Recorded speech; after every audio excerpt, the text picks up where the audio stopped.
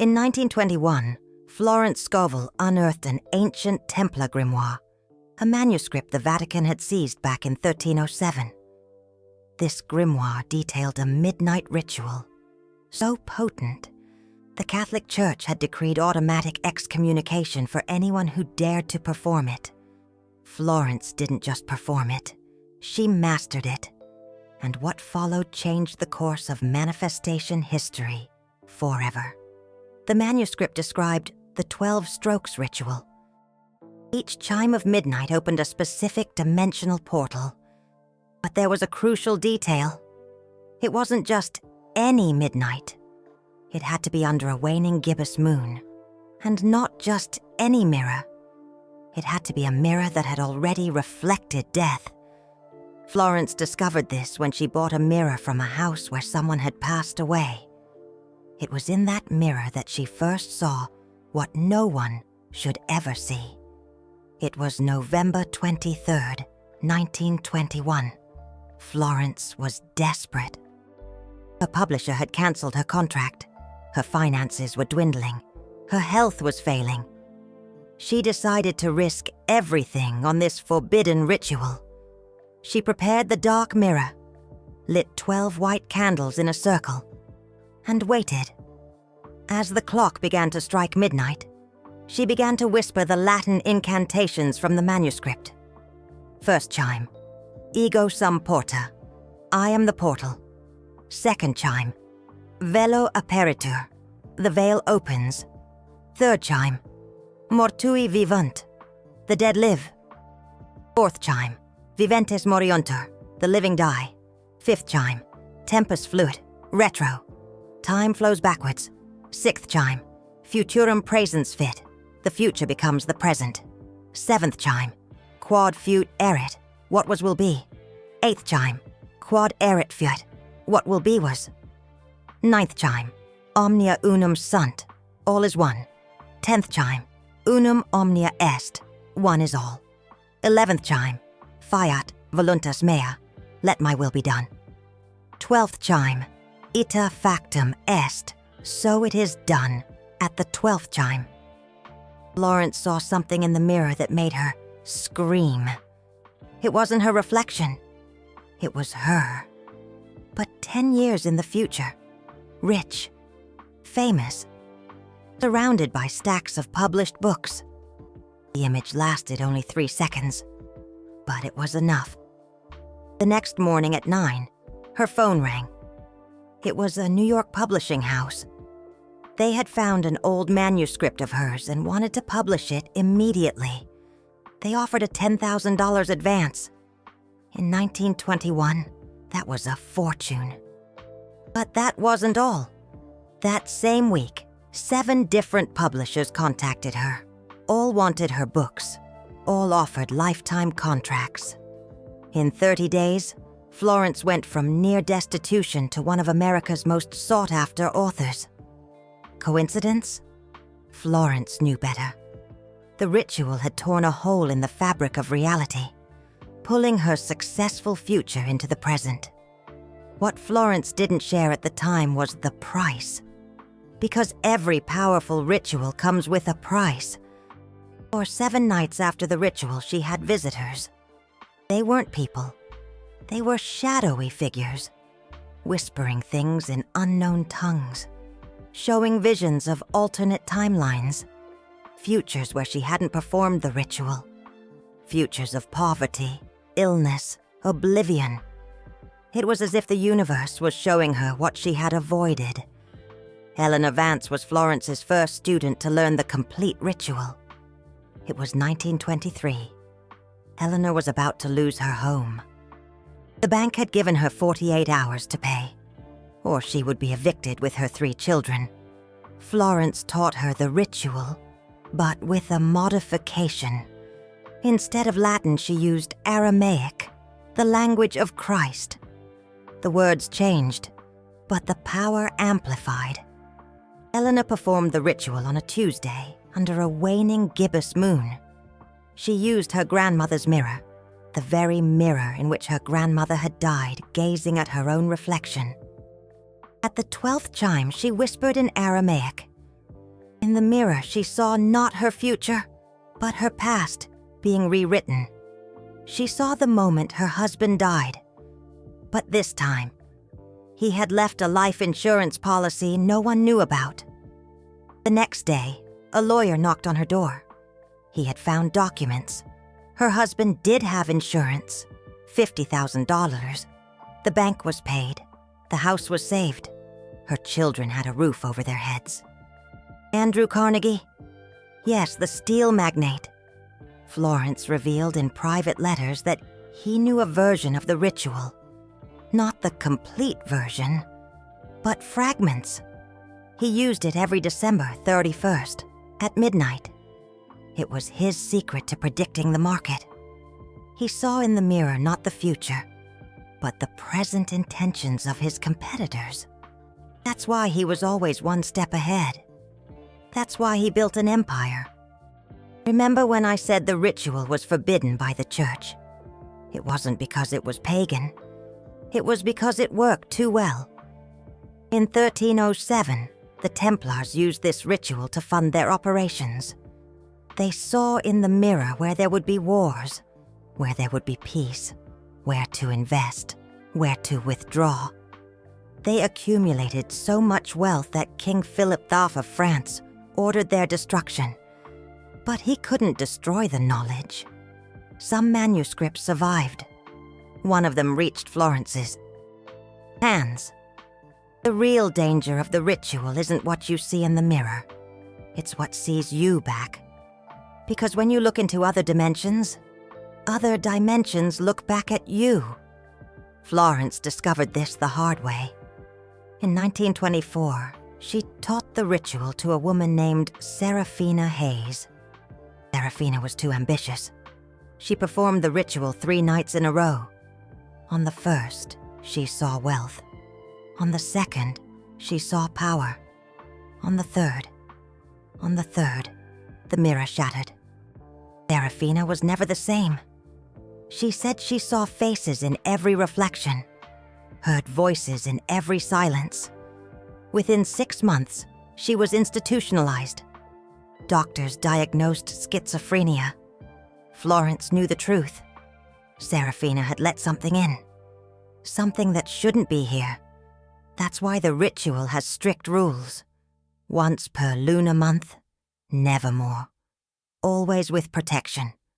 Never with greed. Ethel Barrymore, the actress, learned the ritual from Florence in 1925. But Florence taught her the safe version, with safeguards. First, surround the mirror with coarse salt. The salt creates a dimensional barrier. Second, always have a beeswax candle lit. Beeswax has a frequency that repels negative entities. Third, and most importantly, always have an anchor, a blessed object that keeps you connected to this reality. Ethel used the ritual before every major audition. She saw in the mirror not the future, but the expanded present. She saw what the directors really wanted. She saw the unspoken words. She saw the hidden emotions. That's why she always knew exactly what to do, what to say, how to act. She won 4 Oscars. None for talent alone, all for knowing what others couldn't see. But Florence's best-kept secret was another. The ritual can be performed without a mirror. The mirror is just a facilitator. The true portal is in the eyes.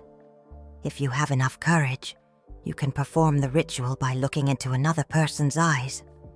But be careful. When 2 people perform the ritual together, looking into each other's eyes, they don't see their individual futures.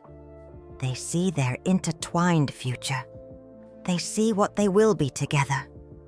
And sometimes, what they see binds them forever. Sometimes, it separates them forever. Robert and Mary Thompson, an Iowa couple, 1926. Married for 10 years, but unhappy. They performed the ritual together out of curiosity. They looked into each other's eyes during the 12 strokes. They saw something that made them weep. It wasn't a future together. It was an alternate past.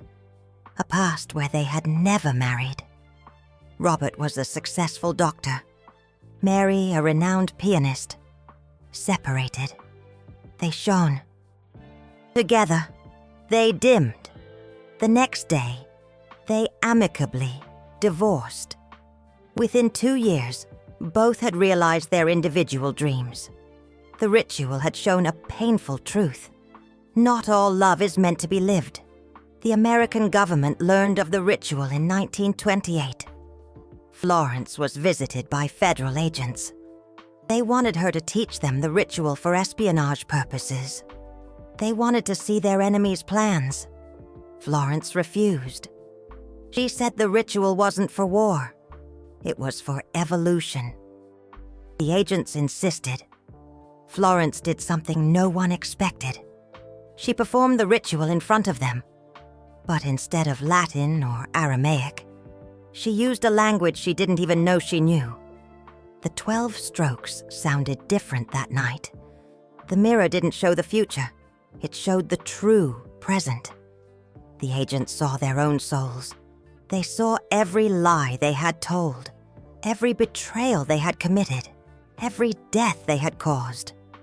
They left Florence's apartment in silence. They never returned. In the FBI files, released decades later, there's a note. Subject FSS possesses knowledge incompatible with national security. Do not approach. 1929, the Great Depression. Florence knew it was coming. She had seen it in the mirror a year before. She tried to warn people. No one believed her, except her closest students. They sold everything before the crash. When the market broke, they had money. They bought properties for pennies. In 5 years, they were millionaires. Florence didn't get rich from this. She used the knowledge to help. She created a support network. She fed families. She saved lives. I need to tell you now about the Guardians of the Mirror. Florence discovered that every mirror used in the ritual becomes a permanent portal, even covered, even stored away. It remains connected to other dimensions. That's why she created a safety protocol. After each ritual, the mirror must be sealed with a mixture of salt, cinnamon, and myrrh. This temporarily closes the portal, but never completely. In 1931, Florence received an anonymous letter. It was written in ancient Sumerian. It said, "You are not the first. You will not be the last. The circle of mirrors watches you." Florence spent months investigating. She discovered that there's a secret society, over 5,000 years old, that guards the knowledge of the ritual. They call themselves Custodes Speculorum, Guardians of the Mirror. Each generation chooses 12 people to carry the knowledge. Florence was the 12th of her generation. The Guardians have a sacred rule. Never use the ritual for exclusive personal gain. Whenever you manifest something for yourself, you must manifest something equivalent for another. It's the law of dimensional equilibrium. If you break this law, the mirror turns against you. Florence saw this happen to a man named Marcus Webb. Marcus learned the ritual through stolen fragments. He didn't know the protections. He didn't understand the equilibrium.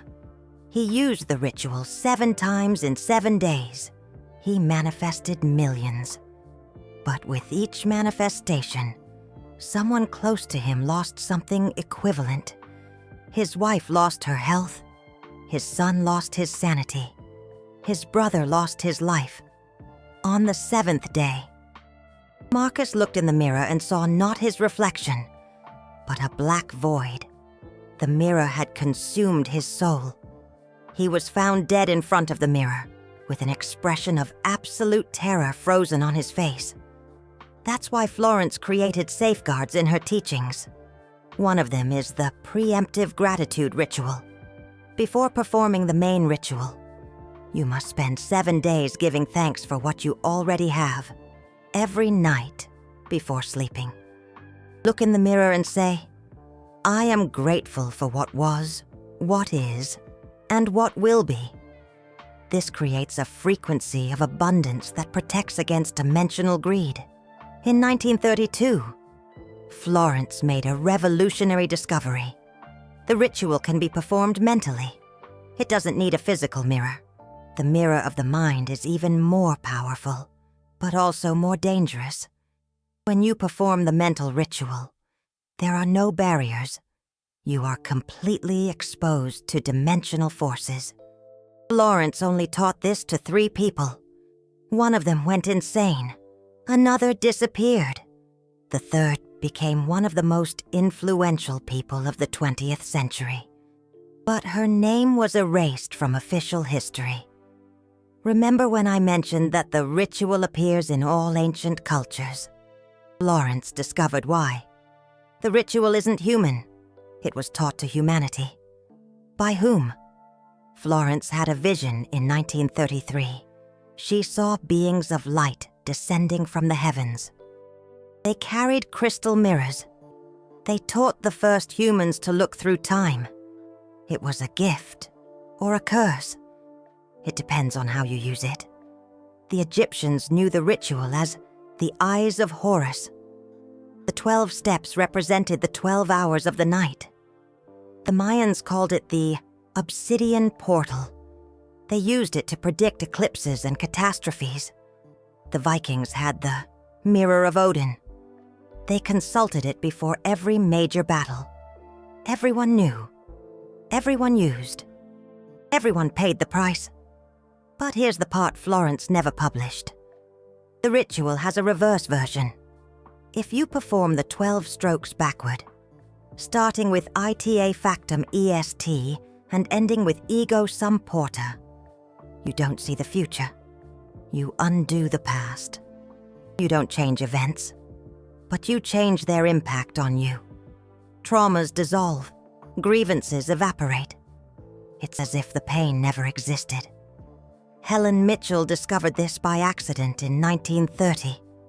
She was drunk, depressed by the death of her son in the war. She performed the ritual but confused the order. When she finished, something extraordinary happened. The pain of her son's death didn't disappear, but it transformed from destruction into fuel, from paralysis into purpose. In 6 months, Helen had created the largest support organization for war mothers in America. She saved thousands of women from the same fate of paralyzing grief. Remember when I mentioned that the ritual shows painful truths? The most painful of all, Florence discovered in 1932. She performed the ritual on a special night, a lunar eclipse during a waning gibbous moon, an event that occurs once every 18 years. On that night, the mirror showed neither future nor past. It showed all dimensions simultaneously. Florence saw infinite versions of herself. Every choice created a new version. And she discovered something terrible. No version was more real than another. This means that every time you perform the ritual, you're not just seeing another time. You're accessing another dimension where you made different choices. And worse, when you pull something from that dimension into this one, you're stealing from another version of yourself. The success you manifest is the failure of another you. The wealth you attract is the poverty of another you. Florence was never the same after that discovery. 1933. Florence decided to teach the ritual publicly for the first time. She gathered 30 women in a Manhattan room, all desperate, all having lost everything in the Depression. Florence taught them the safest version of the ritual, but with a crucial modification. They would all perform it together, simultaneously, but each with their own mirror. What happened that night entered the hidden annals of New York City. At the 12 strokes of midnight, 30 women whispered in unison. 30 mirrors showed 30 futures. But something unexpected occurred. The futures began to intertwine. Each woman saw not only her own success, but how her success depended on the success of the others. It was a dimensional web, a cosmic conspiracy of mutual prosperity. Within a year, all 30 women had become successful, but not individually, together. They created a business network that dominated the New York women's market for decades. The most impressive case happened in 1935. A man named Theodore Black sought out Florence. He was dying. Terminal cancer. 3 months to live. He wanted to perform the ritual not to cure himself, but to see what would happen to his family after his death. Florence hesitated. Seeing one's own death in the mirror can accelerate the process. But Theodore insisted. He had to know. They performed the ritual on a Thursday, waning gibbous moon. Theodore could barely stand. But when the 12 strokes began, something changed. His voice grew strong. His body straightened. In the mirror, he didn't see his death. He saw his cure. But not a medical cure, a temporal cure. He saw himself living not 3 months, but exactly 3 years. Enough time to prepare everything, to say goodbye, to leave a legacy. And that's exactly what happened.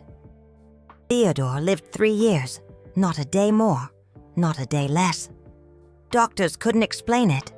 The cancer had stopped growing. It didn't shrink. It didn't disappear. It simply stopped, as if time within him had frozen. Theodore used those 3 years to build an empire. He left his family wealthy. He died peacefully, on the exact day he had seen in the mirror. Now comes the part that will make you question everything. Florence discovered in 1937 that the ritual wasn't created by the Templars. It was much older. She found references in the Vatican library during a secret visit. The ritual appears in Egyptian texts from 3000 BC. It appears in Mayan manuscripts. It appears in Tibetan scrolls. Always the same. Always the 12 parts. Always the mirror or reflection. Florence's conclusion was terrifying. The ritual wasn't invented. It was discovered. It's a universal law, like gravity. It has always existed. It has always worked. Civilizations that mastered it prospered. Civilizations that lost it vanished. And now, you have access to it.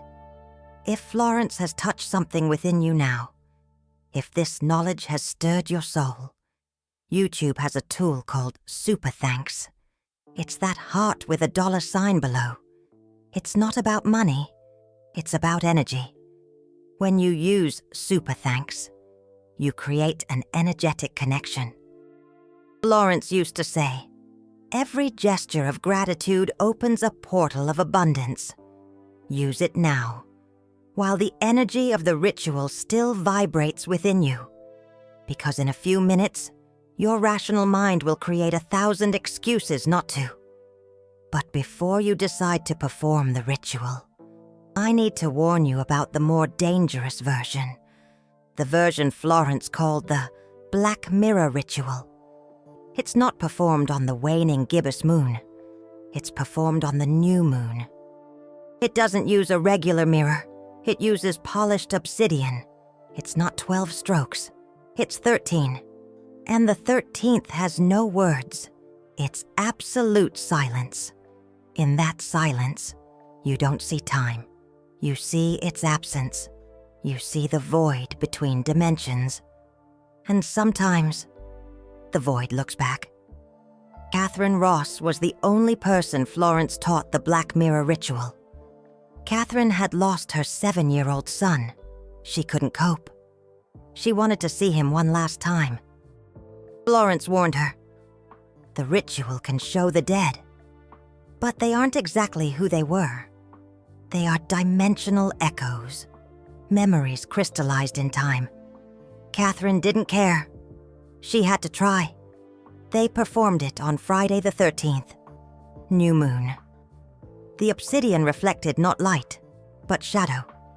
At the 13th stroke, in absolute silence, Catherine saw her son. He smiled. He waved. He said one word: freedom. Catherine understood. He was free. And she needed to be free too, from guilt, from pain, from the past. That night, Catherine was reborn. She didn't overcome her son's death. She integrated it. She transformed it into art. She became the greatest sculptor of her generation. I will now reveal the 7 seals of the ritual that Florence discovered in 1934.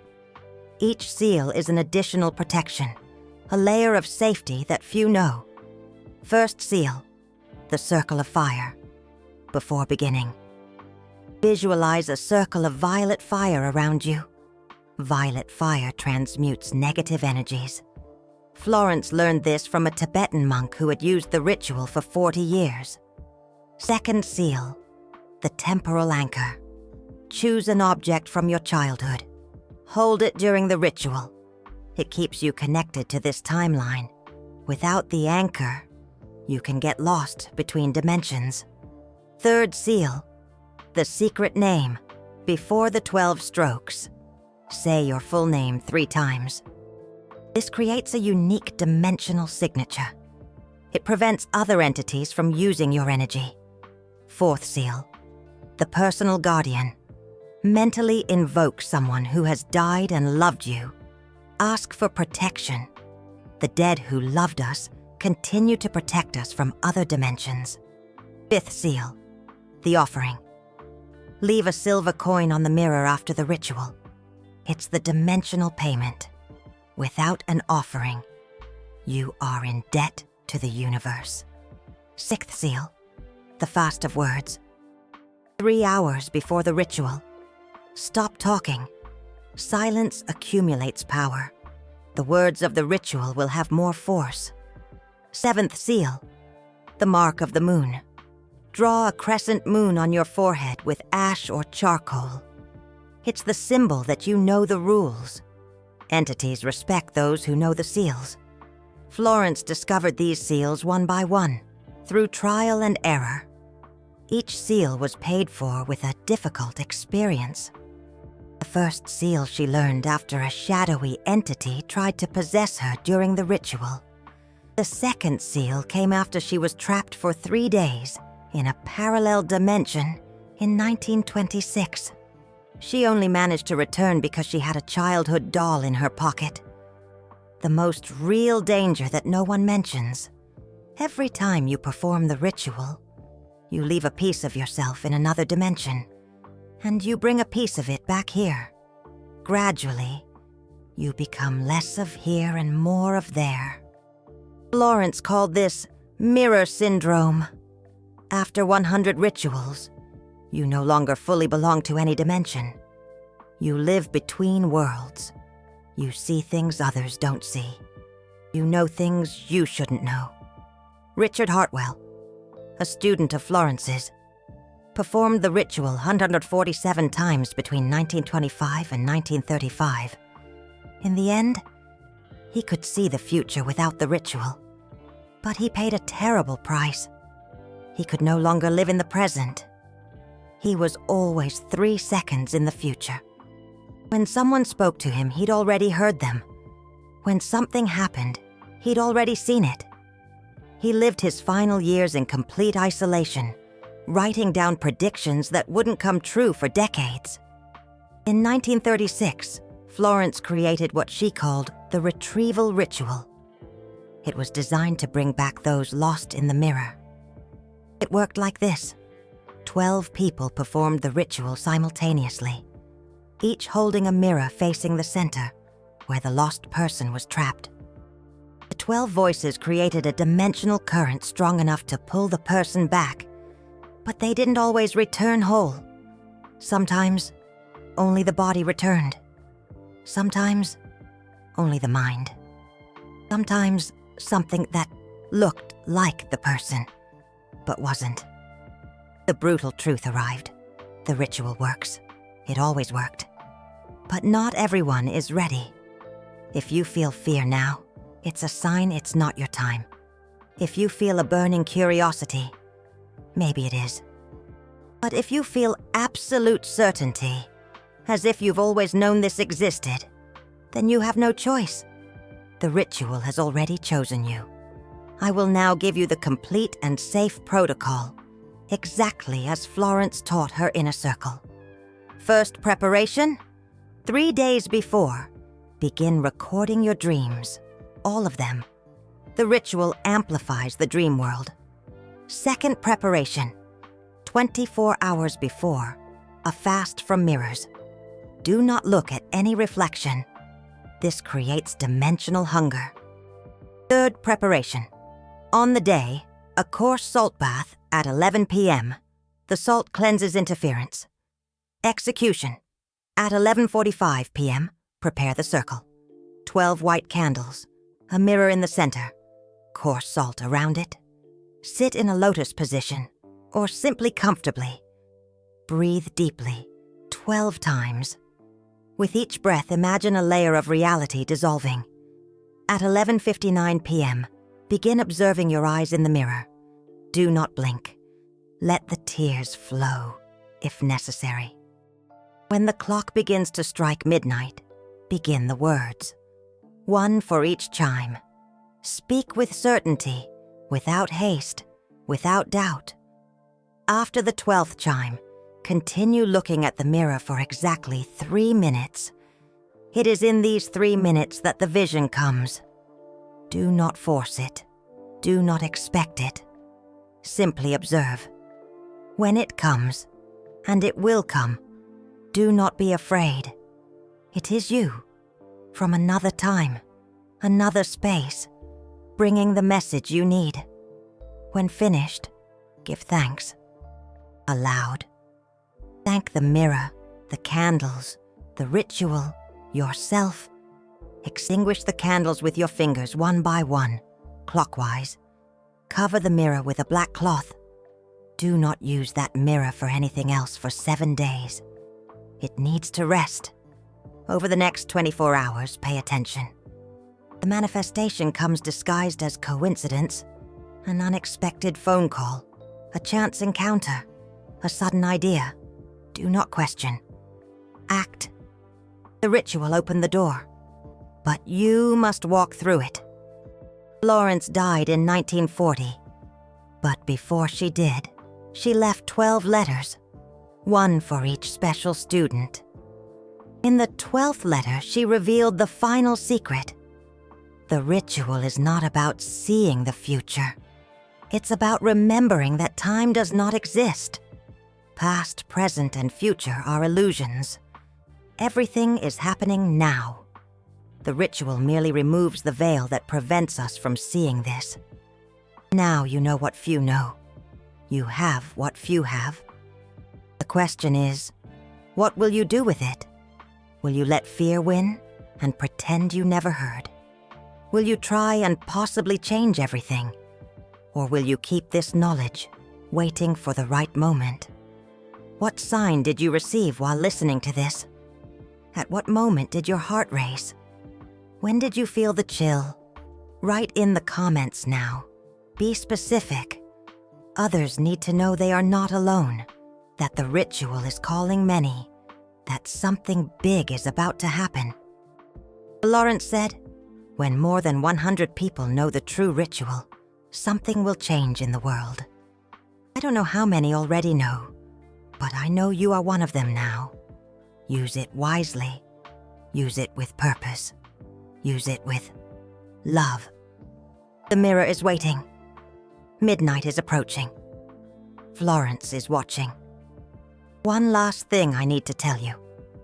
In 1940, on her deathbed, Florence whispered to her nurse, "The ritual is not about power.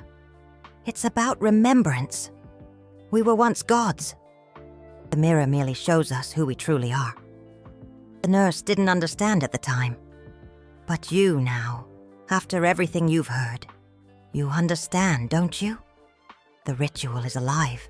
It is listening. It is waiting. And you, are you ready?